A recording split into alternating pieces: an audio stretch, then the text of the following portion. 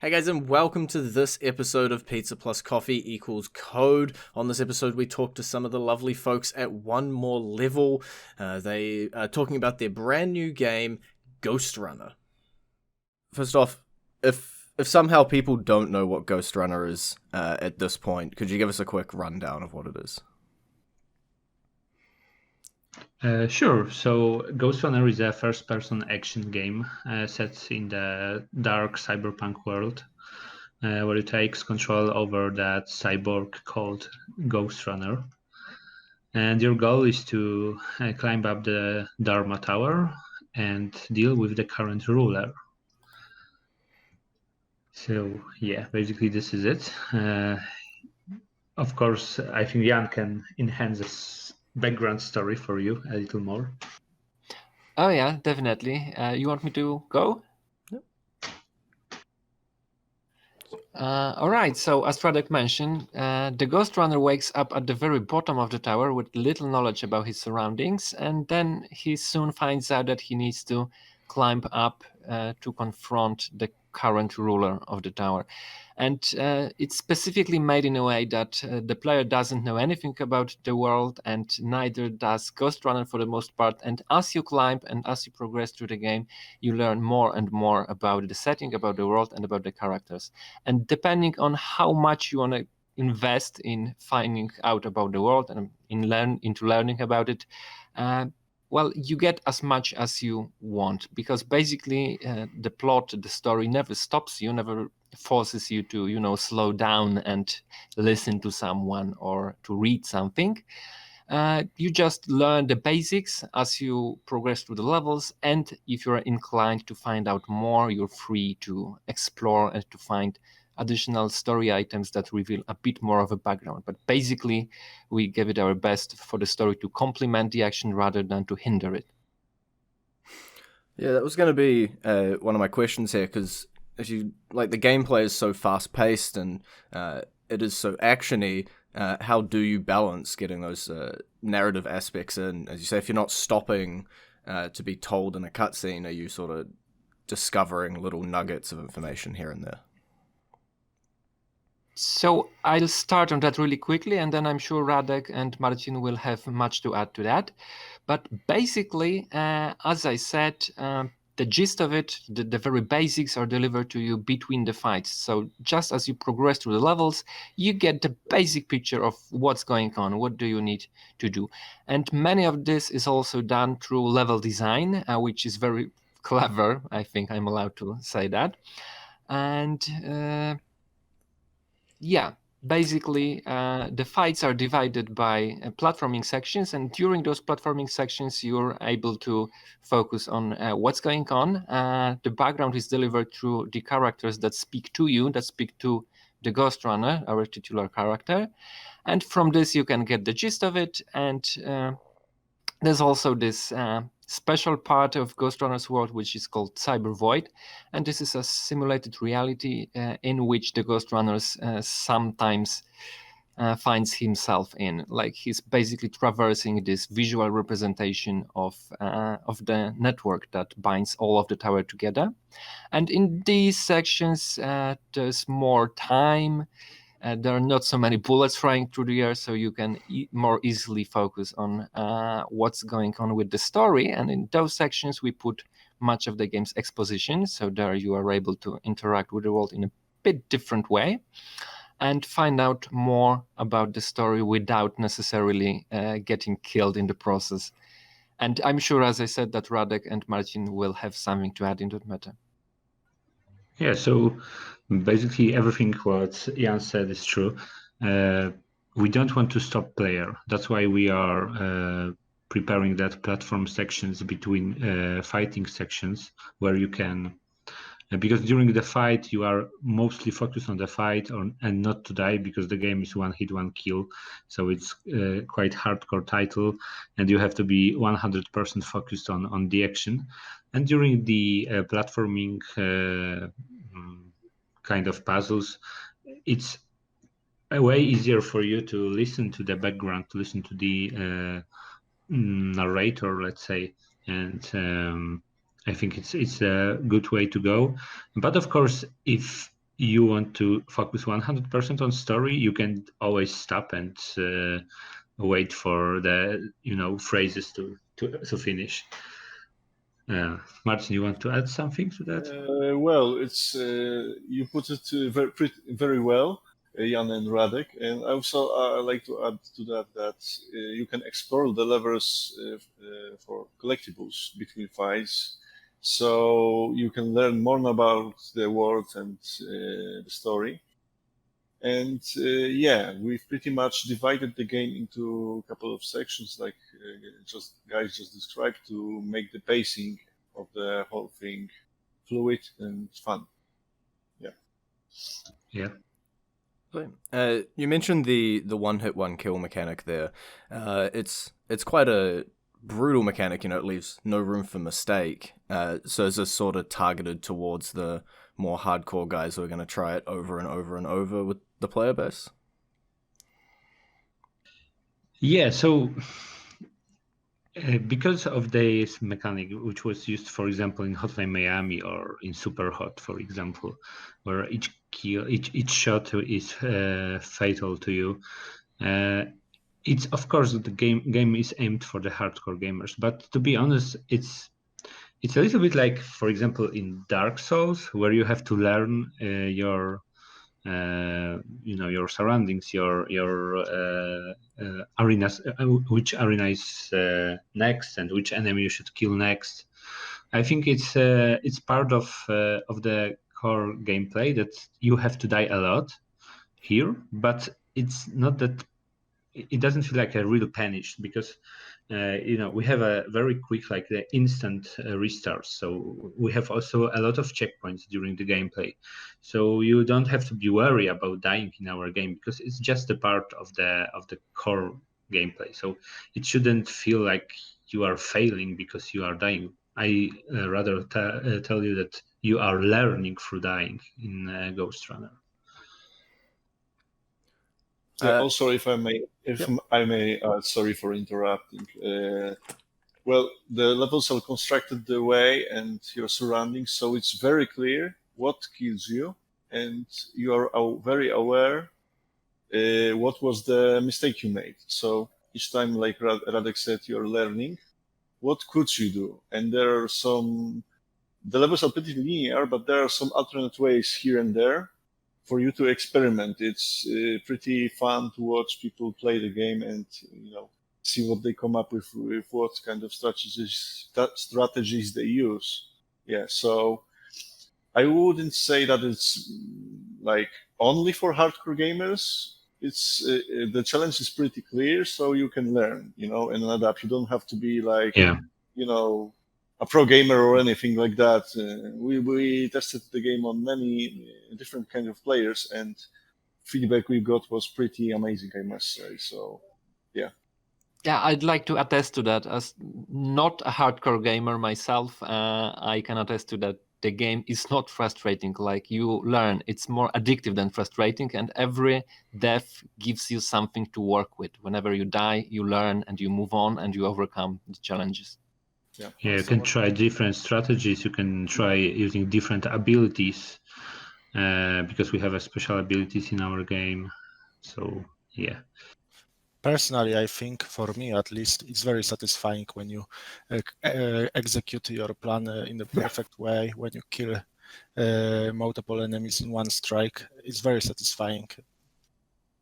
Yeah, that's the power. When you accomplish the plan. Yeah. That's the powerful. Really powerful moments for the player, to be honest. Like, oh yes, okay, let's go. Yeah, I'm such a badass. Yeah.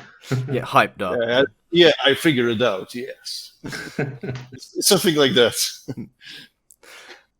More like a path in a way. Yeah, sorry. Yeah. That's all good. Go on. The game along those lines looks very speedrunnable. You talked about some alternate paths and people finding their own way around the game. Was any features or anything built, I guess, for that crowd, the speedrun guys? Mm-hmm.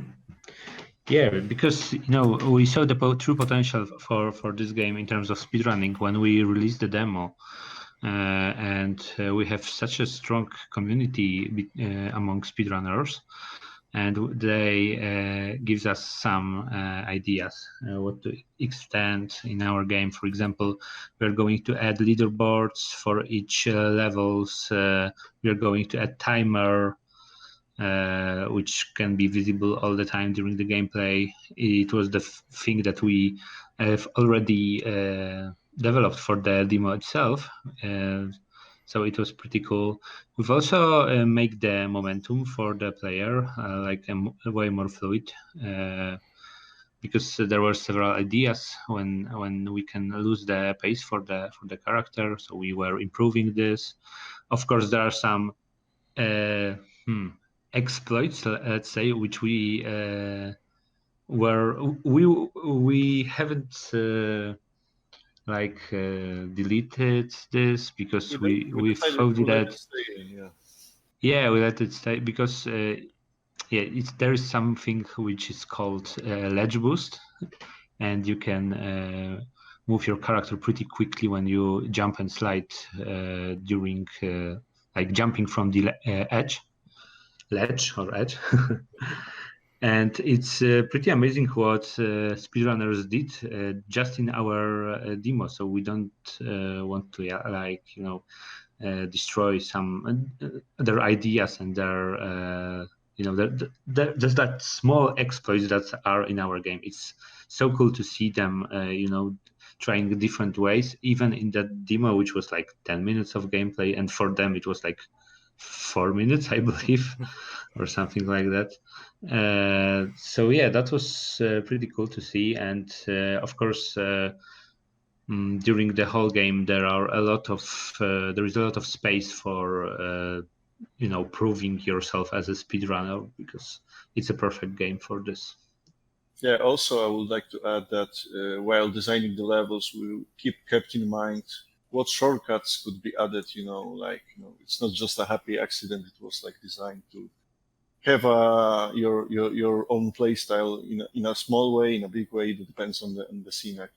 Yeah, and so people have fun exploring those places. To get the best score, the best time, and have fun basically. Yeah. I've seen you guys talk about previous game, God's Trigger, Hotline Miami, and stuff like that. Mm-hmm. What sparked the transition to first-person parkour game? Okay, so the thing was that we had a very good team, art team, and they were quite experienced in Unreal Engine. So we decided to move forward to the new engine, because God's Trigger was developed in Unity, and Unreal Engine is a perfect engine to develop first-person games, to be honest. And we figure out that let's try it. Let's try to do something like that. Let's try to do first-person game with that one hit, one kill mechanic, which was not so obvious at the beginning of development for this game, because we added a month or two when we were figuring out some prototypes for the first-person game. And then it all comes up that it's quite a good idea, and all that cyberpunk aesthetic. We were quite hyped over all that, we can say, renaissance of the cyberpunk genre. So that was very exciting for us to develop the game in that kind of aesthetic, and that's how basically Ghostrunner was born. Is it very different from what you guys had when you had that initial idea, that initial vision? No, it isn't, to be honest. Because the first idea was to just make first-person game with some kind of cyberpunk vibe. But then one of our designers come up with the prototype of the kind of, let's say, it was inspired by Samurai Jack, where you can, when you are running with a katana sword, and you can slow time, and you can dodge bullets and stuff like that. And we later thought that it would be nice to add that one hit one kill mechanic, because you can feel very powerful with that katana sword, but still you are quite like a glass cannon. You are fragile, so you have to make that perfect moves during the gameplay. So it wasn't easy for us to switch from the top-down game to the first person. There were several things we had to learn, we had to figure out. We're looking into the best games from the genre, like Titanfall or Mirror's Edge. And I think that we have something unique right now, which is quite. I hope it will be interesting for the players to play. You talked about Samurai Jack there a little bit, but it seems like there's a lot of hints of pop culture around and a lot of inspirations. Can you talk us through a couple of the inspirations for both the gameplay and the visuals and stuff like that? Sure, I can start with gameplay. I think that Damian can say a little bit more about visuals. So in terms of gameplay, of course, we were focusing on that parkour system, which is quite nice in Ghostrunner. We have that wall running system, sliding, dodging, dashing. So basically, it was heavily inspired by Titanfall and Mirror's Edge. But of course, we've got that slow motion effect, which is kind of sometimes people compare it to like a super hot, that you can dodge the incoming bullet like by slowing down the time. So yeah, but the biggest inspiration was of course our previous game, Ghost Trigger. That's where we learn how to use one hit one kill mechanic effectively, and we think that was a pretty good game, and Ghostrunner is like a big step forward in terms of, I don't want to say a genre of one hit one kill games, but to be honest, there are quite a few already on the market. Mostly of them are more like indie titles, but yeah, Katana Zero. I don't know if you know this game, but the funny thing is that when we started prototyping Ghostrunner, the Katana Zero was released probably, and we figured out, oh my god, it's quite similar to our game, but it was a very cool game to play too. So maybe I can add a few things here. So from the very beginning of the project, we knew we wanted to make some game that is more visually striking than our previous game, which was very limited by the top-down perspective. So this time we can show a lot more of the world. We have a bigger set to work with. We also decided to use different engine. In this case, it's Unreal. We obviously seen all the tech demos, and the physically correct rendering was very impressive for us. So we wanted to create something like that. We drew a lot of inspiration when it comes to the visuals from the classic, from all the classic movies set in Cyberpunk, the cyberpunkish worlds like Blade Runner, New Blade Runner, Ghost in the Shell. Obviously, a lot of from the Dread. Obviously, fortunately, there is huge hype for this kind of a genre thanks to the 2077, obviously, but that's not our source of inspiration, mostly at least, which often people ask us about. We're mostly inspired by the movies, and we have very strong concept design team that creates all this awesome concept art. We can build recreate in 3D, right, as a 3D artist. And we also try to use all the new tools and the graphical features available to us, like volumetric lighting, this crazy reflection environment available in Unreal, which makes everything looks really good. We're also working very closely with NVIDIA to implement ray tracing and as much of its features into our game. We use stuff like ray traced reflections, ray traced shadows. We also used ray traced ambient occlusion, which looks much more better. We're currently working on implementation of new NVIDIA anti-aliasing. So we hope that people who tend to invest into the hardware will appreciate all this stuff. Obviously, even without of those features, we want to make the game look as good as possible. We don't treat the game as the AAA, but we want that AAA visuals definitely. Yeah, so basically what we're trying to do when it comes to the visuals, we try to create this awesome background for all the story you will experience through the game and all the combat that will take place into those set pieces we create. Cool. Just a broad question to everyone on the call. If you've probably played it a million times already, but is there one feature that you look at or one aspect of this game as your personal favorite, something that you really enjoy about it? Oh, maybe I can start because Yeah, you can start. We can start from the top. Yeah, this is something that personally something I really like is the movement itself. It's something we iterate a lot. Not me personally because I'm a 3D artist, but I see other guys working on it constantly. Animators, programmers, level designers. So it takes a lot of love to kind of improve it day over each day, basically.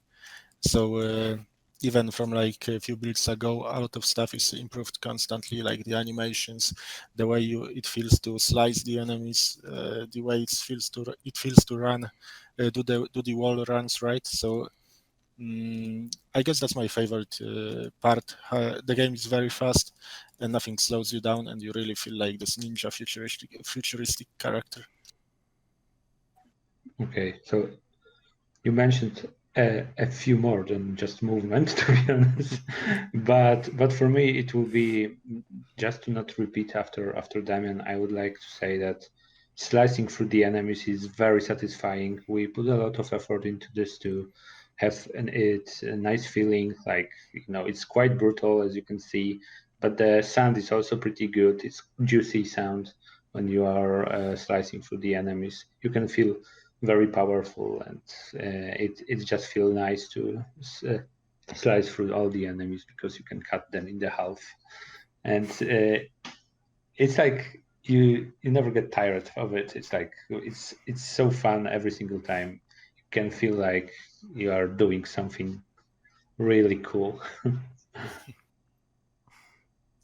Well, it will be hard to make it one thing, so I will try to encompass as little as possible in some short answer. But basically, for me, the most satisfying part is like getting a perfect run and feeling that satisfaction of performing a tricky run and in a flawless way. And also, let's say that's connected to it, the way we design the enemies and the encounters. Like each enemy requires you to do something different. It's like more of a puzzle itself. So this enemy requires you to go from behind. This enemy requires you to go dodge his bullet or in a different way, or to parry. So like performing a run using different tactics, and making it like flawless. It's like really satisfying. Feeling of accomplishment. Yeah, accomplishment, but also the way we designed the game, so it's always something interesting thrown in. It's not just one thing. The pacing, the story, like the whole playthrough, like it's really fun. It's hard to say like this. The one thing is the playthrough. Okay. Yeah, like playing the whole game. Maybe that's the shortest answer. Okay. All right, so I'll be very specific on this, and I do love many features, but this one that came to mind instantly when you asked about the particular feature that we liked, reflecting bullets. That's what I. This system gives you immense satisfaction when you manage to. It's hard, but when you do it, it feels so good. And you don't have projectiles yourself, so when you manage to take someone out with their own projectile, or better yet, to take somebody with someone else's projectile, which you can do, it feels just great. Oh yeah, that's a cool feature. Yeah. And then I guess lastly, if people want to know more about Ghostrunner, or they hear this and they want to go out and wishlist it or pre-order it, do you have social media links or stuff like that people can go to? So you can go just to ghostrunnergame.com. We also will have quite a big announcement tomorrow, but I don't know which time it will be for you. It will be 4 p.m. On our Central European time. Yeah.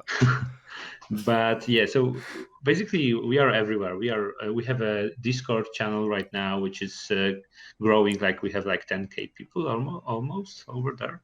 So you can feel free to join. You can spread the word, because also there are sign-ups for a beta for Ghostrunner, so you can sign up yourself, and you may have a chance to play the beta version of Ghostrunner. And of course, we are on Facebook, Instagram, everywhere. So, And well, also, there will be a demo at the end of September. So yeah. look out for that, and it will be public on Steam. Yes. awesome. Thanks everybody for giving us your time today. Thank you. Thank you. Thank you. Thanks.